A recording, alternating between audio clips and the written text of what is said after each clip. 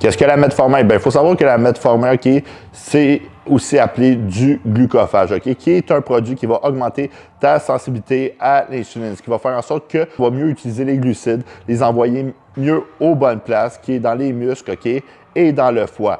Et en plus, tout l'excédent va être éliminé. OK? Il faut savoir que la metformin a plusieurs effets secondaires. Ça va jouer énormément sur tout ce qui est le système digestif parce que comment il fonctionne le glucophage? Ben, il va changer ta microbiote, OK? Ce qui va faire en sorte que tu vas mieux assimiler les glucides et, comment je pourrais dire, jeter l'excédent. OK?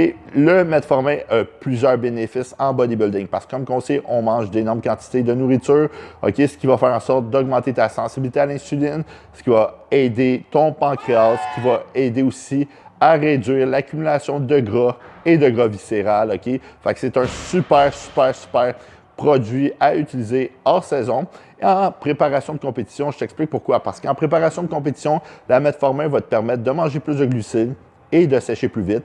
En plus, la metformin, ça affecte la digestion, ça coupe aussi l'appétit, ce qui va faire en sorte que tu vas avoir moins de craving, moins de rage de sucre, OK, durant ta préparation de compétition, ce qui peut être bénéfice en quelque sorte, OK, pour aider à avoir une meilleure progression, à pas binge eating, ce qui veut dire à pas manger tout ce que tu trouves sous la main, OK?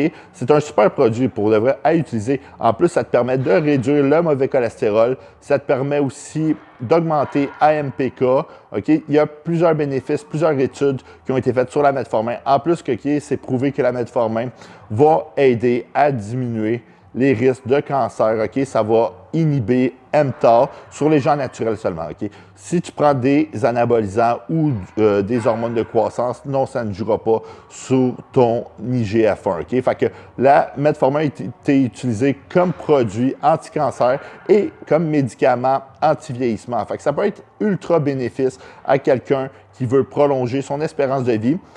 Et en bodybuilding, parce qu'on sait qu'en prenant autant de produits, tu diminues ton espérance de vie, bien, si tu prends des produits tels que la metformin, ça peut t'aider à prolonger ton espérance de vie. OK? Fait que tous ces bénéfices-là vont t'aider à mieux performer, à être plus en santé, à être plus optimal, à pouvoir manger plus, à pouvoir sécher plus vite, OK? C'est un produit que j'utilise, OK, moi, en préparation de compétition, OK? Quand j'ai des journées riches en glucides, OK, ce que je fais, c'est que je prends ma metformin avant de me coucher, ce qui me permet de réduire mon taux de sucre dans le sang, sensibiliser mon insuline pour le lendemain, puis ça va permettre, OK, d'avoir des meilleures pompes au gym, OK? C'est un produit que j'utilise, OK, fréquemment. Je ne l'utilise pas à tous les jours parce que moi, personnellement, ça me cause des troubles digestifs si je l'utilise à tous les jours. Je l'utilise juste avant de me coucher parce que j'utilise une metformin ester rapide, ce qui veut dire que ça rentre dans le système puis ça sort vite, OK? Celle qui est le long release, qui veut dire que la metformin qui a un ester prolongé, OK, va nuire à ton système digestif. Il y en a beaucoup qui ont des gaz, des ballonnements, etc. sur la metformin. OK? Le dosage varie entre 500 à 2000 mg par jour. Et en plus, il faut savoir que la metformin peut être utilisée quand tu prends des hormones de croissance. Parce que quand tu prends des hormones de croissance, tu risques d'augmenter ta résistance à l'insuline. Et en prenant de la metformin, ben, tu vas augmenter ta sensibilité à l'insuline. Ça peut être un petit bénéfice. Il faut savoir que des produits tels que la berberine, ça ressemble énormément à la metformin, puis ça a beaucoup moins d'effets secondaires, ce qui peut être une bonne alternative. Il faut savoir que si tu prends de l'insuline avec tes hormones de croissance, ben, ça ne réglera pas le problème. Parce que l'insuline, OK, c'est une hormone qu'on produit, OK? Ça n'augmentera pas ta sensibilité à l'insuline.